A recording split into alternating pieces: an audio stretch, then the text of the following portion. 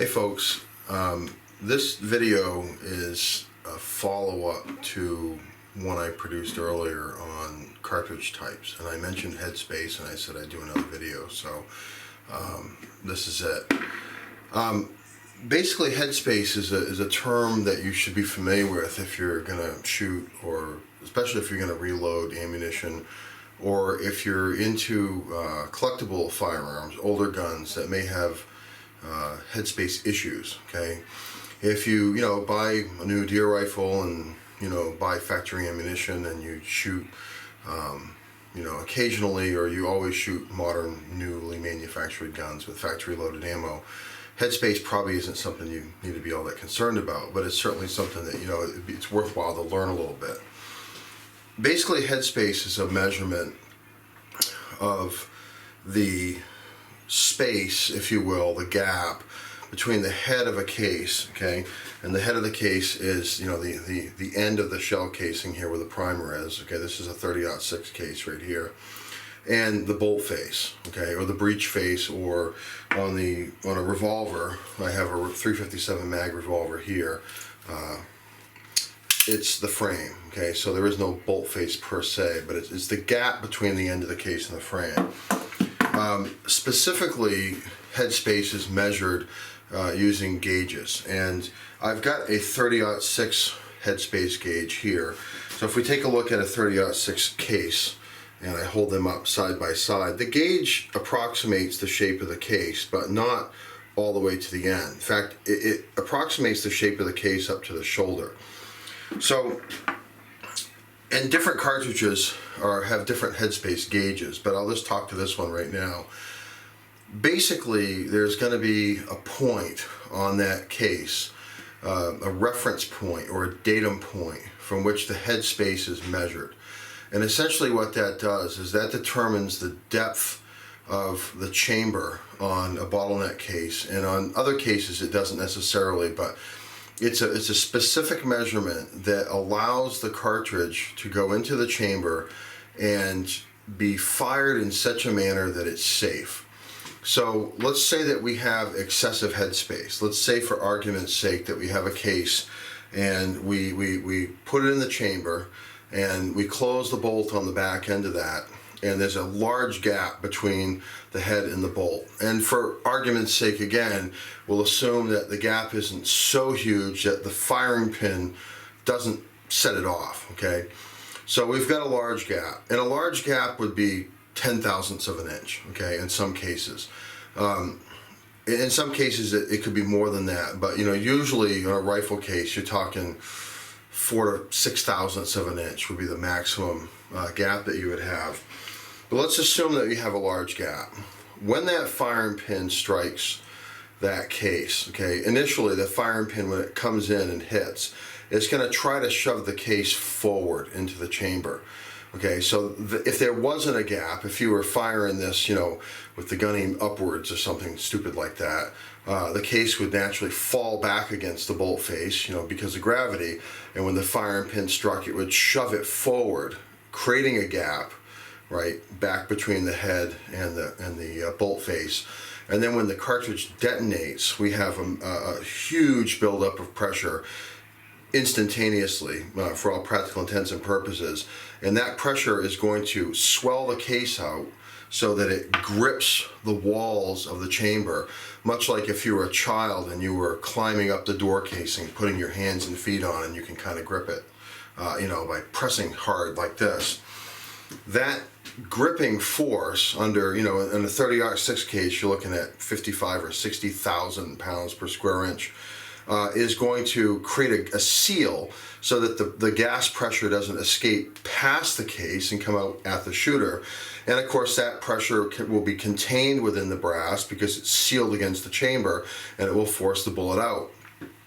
However, because we have a gap between the bolt head and the breech face, the brass will be pushed backwards. And when it does, it'll stretch the brass out. Now that stretch isn't usually uniformly over the entire length of the brass, although in some cases it can be, depends upon the cartridge. But typically what happens is this shell casing, the brass is much thinner at the front. So at the neck, the brass might only be 12 to 15 thousandths of an inch thick. And back here, it might be 70 or 80 thousandths of an inch thick. So there's a transition point in here along this shell casing. If we had a cutaway, you'd see this, where the brass all of a sudden begins to become thicker down near what's called the head. And that head is designed to hold that rearward pressure against the bolt face while the bullet is forced through the rifling. So the end result is that, say from my fingers forward to the bullet, the brass is gripping the chamber, and from here back it's really not. So the brass is actually going to be shoved rearward, and almost all of the stretching will occur in this one isolated area. That stretching can cause a case head rupture, where it'll actually rip the brass in half, because that impact happens so quickly, the brass doesn't have time to stretch like taffy. It's a quick pull, and it can actually crack the brass. Now that would have to be an extreme headspace condition, but I've seen it personally.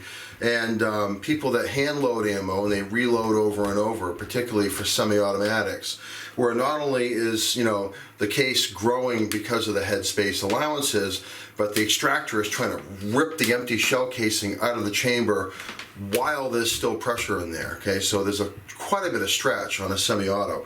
You might have 10 or 12 to 15 thousandths of an inch stretch on one single firing.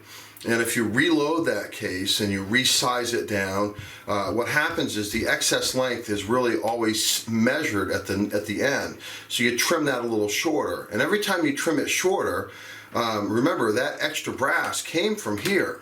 And this gets really thin, and eventually it will rupture. So I've seen it at high power matches, and I've seen it with an old 303 British that a buddy of mine had in high school that would separate the case head almost every firing. Every second or third firing, to be sure, it would split the thing in half. The other potential problem with headspace issues is that the gun is not designed to have that gap in there. So essentially what happens is the case should be relatively up against the bolt, okay? And when the gun goes off, it shoves the bolt rearward, okay? It's a shove. So it's like having a seat belt on and it's tight. So you stop with the car, when that impact happens in an accident. Well, if there's a gap there, the cartridge smacks against the bolt face, and it's like the old Bruce Lee 1-inch punch. So what's going to happen is you're going to end up with this impact, okay? And the gun is not designed to withstand that impact, okay? It's designed to have the case shove the rifle backwards. That sudden sharp blow causes a jarring load on the internal parts. So if you have a piece of steel and you pull on it slowly with a slow tensile pull, that steel can resist a certain amount of force. But if that steel is impacted, which is a different test, look up tensile testing and Sharpie impact testing if you want more information on that. The ability for a material to withstand a sudden blow is vastly different from its ability to withstand a slow shove. So essentially you create a dangerous condition, and if that happens over and over again, you could have failure of the bolt lugs or some other part of the gun, and that you could have an explosion, okay? So headspace issues can be very dangerous. Now, I want to go back to that case head separation for a minute. Let me grab a rifle here.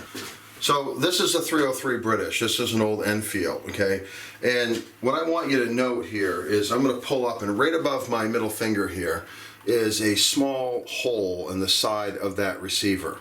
And hopefully you can see that with the lighting that's in here. So there's a little tiny hole. In fact, I'm going to put this on the other camera so I can see it maybe a little bit better, okay? But there's the light. So there's a hole. That hole in the side of that receiver is basically ahead of the bolt but behind the head of the case, and it's designed to vent off that pressure in the case of a case head separation. So essentially, if I were to fire this and that were to go bang, that pressure would be vented out the side of the receiver, okay? So most firearms have some means of allowing for that to happen. And not all of them do, but most of them will have the means for allowing for a case head separation. So basically what we have is we have a measurement that is very important, and it exists for your safety. Okay, that's the short version of it. The question is, what do you do about it, and how do you measure it, and how do you know if it's okay? Okay, so let's go back to the 30-06. I have here a 30-06 case. I have an empty case, and I have a headspace gauge. And I'm going to hold these in front of the other camera. So these three cases basically are, or two cases in the one headspace gauge. The two cases were, one is obviously factory brand new, one has been fired in a rifle, and the other is the gauge. And the gauge has the measurement, the headspace measurement on it, 2.0487. So I'm just going to call it 489 just to round it off, okay? That measurement is from the end of this gauge to a datum point on this shoulder. Now basically what there is for every cartridge is there's a reference point or a datum point that headspace is going to be measured. In this particular case for 30-06, that datum point is a circle that's 375 thousandths of an inch, 0.375 on that shoulder. So if I put this in this is a Hornady lock and load gauge. It comes as a set. They're about 45 or 50 bucks. They're well worth having. This happens to be the 0.375 datum gauge. And I can put this on my caliper, and I can take this headspace gauge and I can close this up on it, and I can take a reading.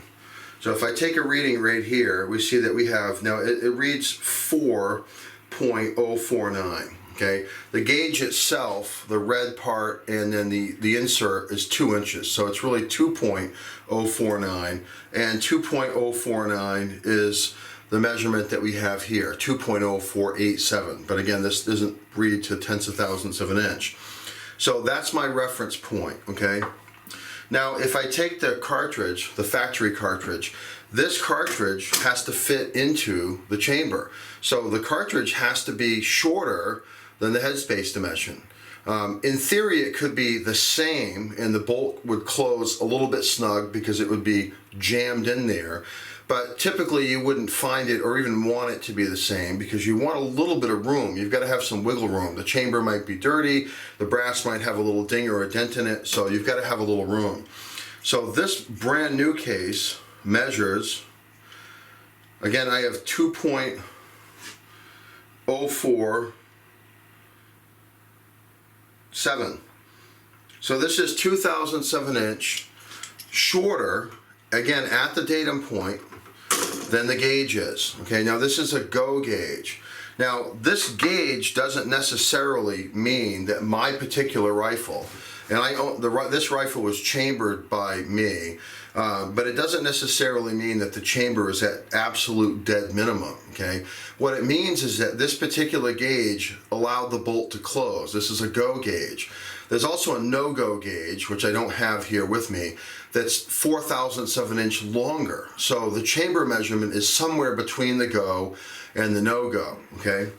Now, I'm going to take the fired case. This case here was fired. It has not been resized. So this case has been blown out to the dimensions of the chamber, and it's going to spring back a little bit. You know, it's not going to stay exactly chamber dimensions. But let's see what this measures. And again, this is all fired out of one particular rifle. Again, this is 2.053. So this case is 3 thousandths of an inch larger than the headspace measurement, which means that the headspace on the gun is a few thousandths bigger than what the gauge is, okay? And it is also roughly 5 thousandths of an inch, or excuse me, it's 4 thousandths of an inch bigger than the gauge, and it's 6 thousandths of an inch bigger than the original case. So that 6 thousandths of an inch is the difference that case got longer. It grew. And again, while that measurement, if we measured the overall length of the case, okay, right to the neck, we would say, well, the case is longer, so let's trim some brass off the end. But remember, most of that growth came from here.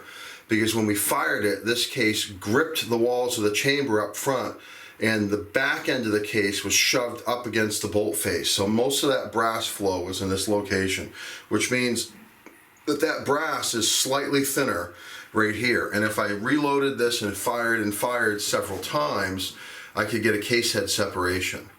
Now, it's going to be worse in a semi-automatic, which is trying to extract at the same time that it is in a bolt-action rifle. But as a hand loader, you need to be aware of that. And my recommendation is that once you've loaded your rifle brass 3 times, 4 at the most, including the original firing if it was factory ammo, just throw it out, get new. You've got your money's worth out of it. You don't want to reload it till it's, to death, okay? So basically that's what that headspace measurement is on a bottleneck case. All right, so let's look at some other cartridges. I have a 300 Winchester Magnum case, okay? And again, I'll go to the small camera here. And again, the headspace measurement on this is measured from this. There's a belt, there's a thickened area around the head. So that belt is, let's see here. From right here, from that point back to the head. And that is where we would measure headspace from. And I thought I had a headspace gauge. So at any rate, since the headspace measurement comes off this little belt right down here, there's no need for the gauge to be the length of the case. In fact, the headspace gauge is just a short little stub that goes into the chamber, because it's really only measuring this tiny little portion back at the beginning of the case where my finger is, okay? I have here a 303 British. Now I have 2 cases. The one on the bottom is factory new, and the one on the top has been reloaded. This case, even though it has a shoulder like the 30-06, it is a rimmed case, so the rim is larger than the case head all the way around. So the headspace measurement is really just the thickness of the rim. So a headspace gauge would have this measurement very precisely ground, this thickness of the rim, and it would just be a stub, just a short bit to allow it to go into the chamber. The difference between these 2 cases is that one of them has been fire formed into the chamber. Basically, it's been shot, and it's been reloaded, only resizing the neck. So you can see there's quite a pronounced difference in the shoulder area of these 2 cases. So in order to get better accuracy from this cartridge, basically what I've done is I fired the original case, and then when I resized it, I only resized the neck. I left this part intact. So essentially this case on the right has been blown out to the dimensions of the chamber, and therefore it fits the chamber more precisely, okay? This case is actually going to go into the chamber with very little play or slop, whereas the factory case designed the chamber easily, quickly. Again, 303 British is a battle rifle, so the chamber can be really dirty, and there's a lot of room in here for dirt and debris to build up around that case. And again, the headspace measurement only comes from back here. So this case is actually kind of a sloppy fit in the chamber, and it doesn't yield as good of accuracy. So we can resize the cases, and again, we could, in some cases we can, no pun there, but in some instances we can affect the case by pushing the shoulder back to its original dimensions, which I would on my 30-06. But on the 303 British, there's no need for me to do that because it's not part of the headspace measurement, okay, and it yields better accuracy. Another example here would be this is a 6 ppc, and again, this is just like the 30-06, so this is a bottleneck case. So when this goes into the chamber, what stops it from going forward is the shoulder.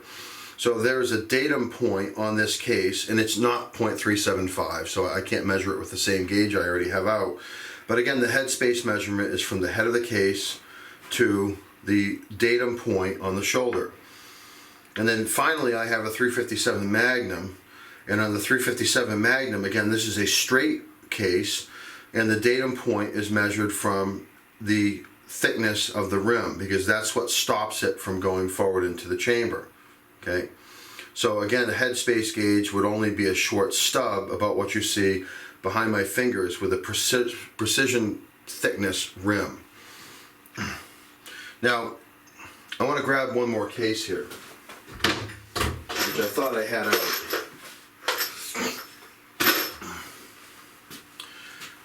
This is an empty case. This is a 450 Bushmaster. So this is also a straight case, but this does not have a rim on it. In fact, this has what's called a rebated rim. It's smaller than the body. So the only thing stopping this from going forward in the chamber is the brass itself. So this actually would hit on the end of the brass, because remember the bullet, I'll just use another case to demonstrate this. The bullet is inside the brass, so the thickness of the brass is going to strike the inner part of the chamber and prevent that from going further forward. So in this case, the headspace measurement would be the physical length of the case.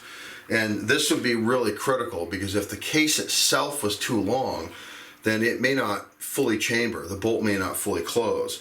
If the case itself were too short and I trimmed too much off this neck, this could go in excessively deep, and it could go in so deep that the firing pin wouldn't strike it at all, or it could go in deeper than necessary, and when the firing pin strikes, it slaps back at the bolt upon firing, as we discussed earlier in the video.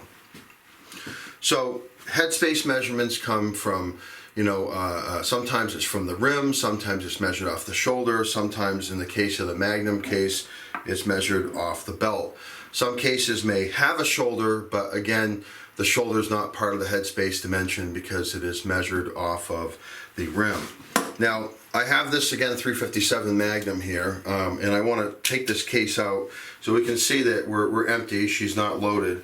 And I'm going to take the empty shell casing here, it does have a primer in it, and I'm going to load this into the chamber. And with this chambered, I can close this, and we can see the gap that exists between the end of the case and the breech face. That gap is headspace, okay? So headspace, for factory ammunition, headspace should be good, okay? If you're hand loading, you gotta be careful, okay?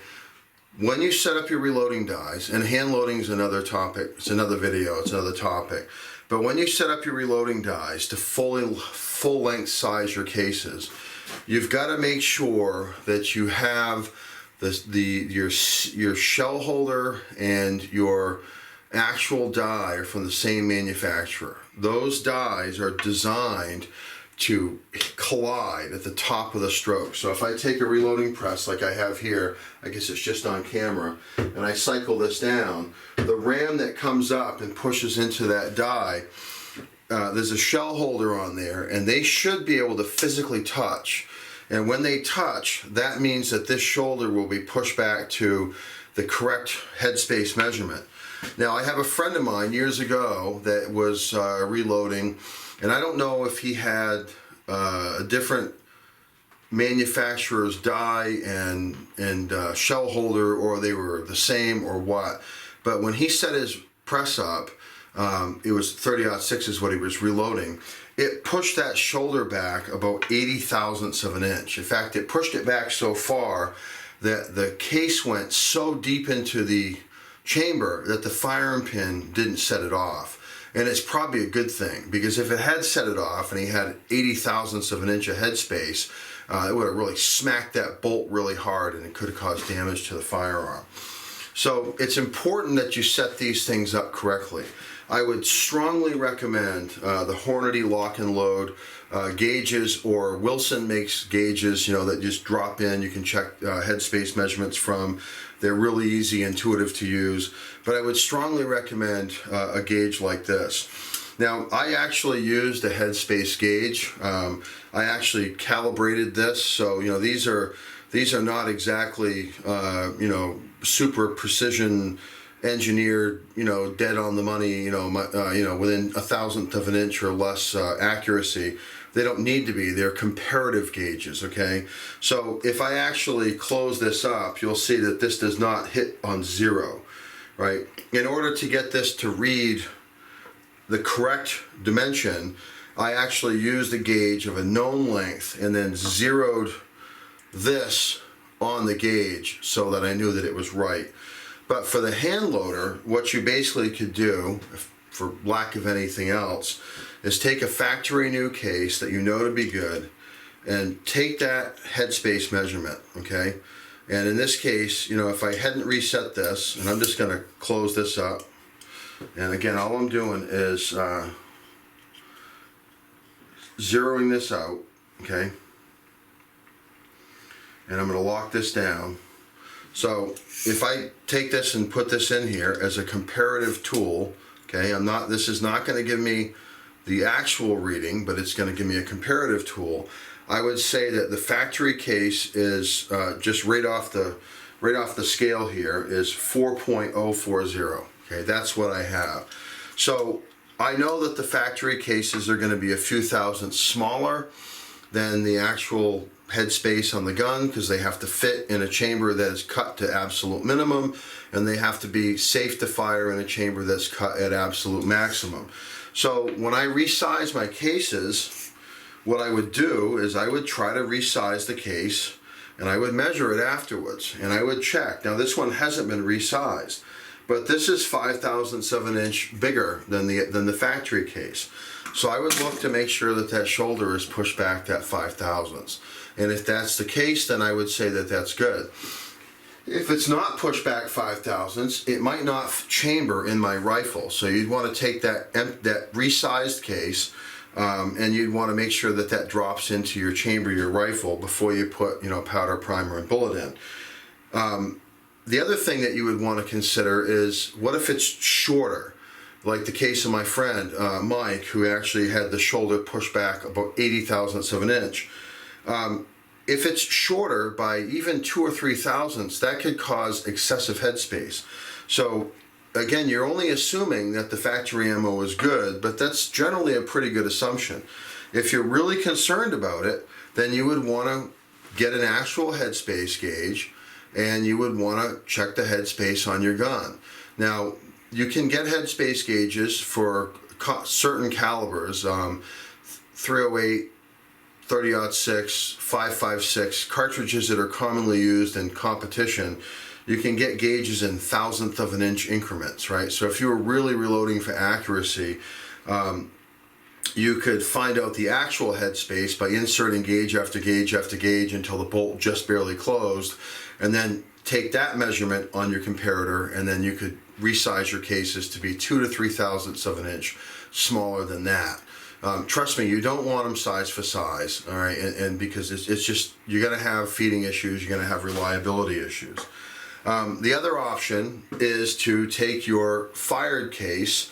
In this case, I have a measurement of 4.045, okay, off my comparator gauge, and essentially I could resize my cases to be 2 to 3 thousandths of an inch smaller than this.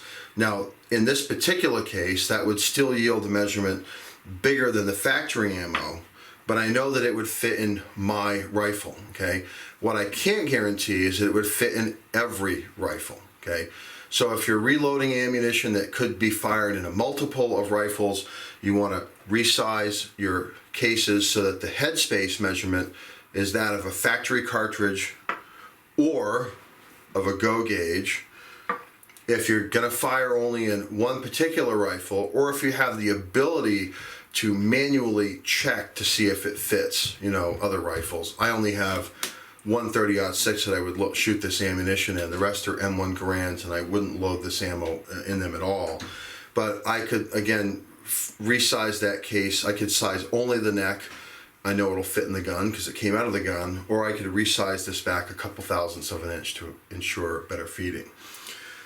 So hopefully that explains headspace, where it is related to the reloader, and why it's important in general, okay? But you definitely do not want to fire ammunition through a gun of unknown, you know, origin, or unknown, who put the barrel on it, how old is this thing, without having the headspace checked by a competent gunsmith, because you're taking, your life, so to speak, into your own hands.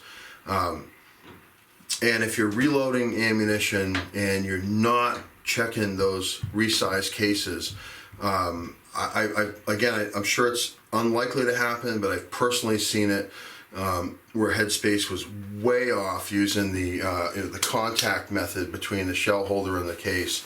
So again, I think you're being a fool there. $50 for these set of gauges from Hornady is a very, very worthwhile investment, and it's it's peace of mind. Over and out.